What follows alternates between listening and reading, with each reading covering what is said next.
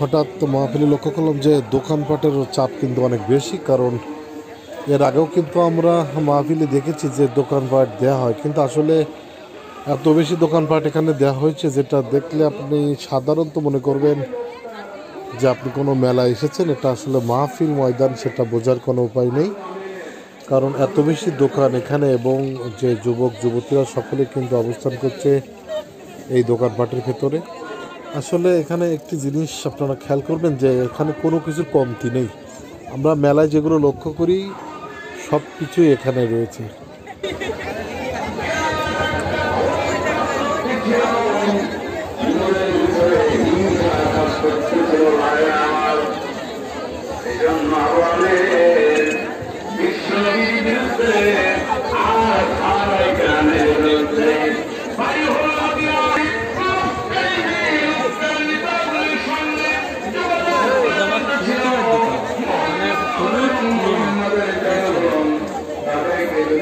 তার মানে তাই তাই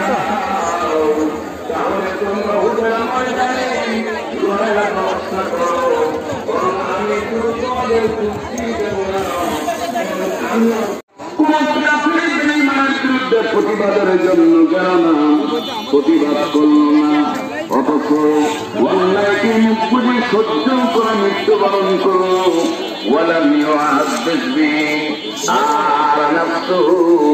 এবং তার অন্তঃকরণে প্রতিবাদের কোন চিন্তাও করল না। আর একটা হয় বুঝছো, অন্যায়ের বিরুদ্ধে যদি কেউ প্রতিবাদ না করে, অন্যায়ের বিরুদ্ধে যদি কেউ সোচ্চার না হয়, এনে শুনে মুখ বুঝে যদি অন্যায়কে মানে, এ অবস্থার উপরে যদি কারণ মৃত্যু হয়, রাসূল বললেন তাহলে সে মুনাফিক হয়ে মারা যাবে। কথা বলেন ঠিক না বেঠি?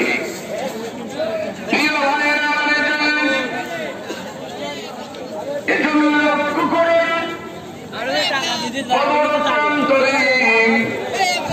আবু জাহাল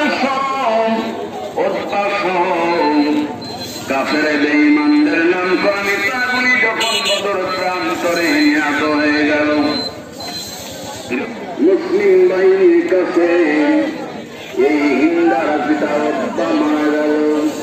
হিন্দা এমন একজন নারী ছিল, এমন একজন যখন হত্যা করেছে, অর্থাৎ যে ভাবে হোক না ওহুদের ময়দানে আমার পিতা হত্যার প্রতিশোধ নিতে হবে।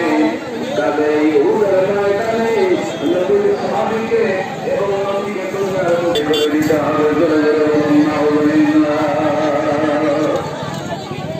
ওহুদের ময়দানে ওহুদের যুদ্ধ হয়েছিল দুইটা কারণে, প্রধান কারণ হলো দুইটা। একটা হলো হিন্দার পিতার হত্যার প্রতিশোধের আগুন,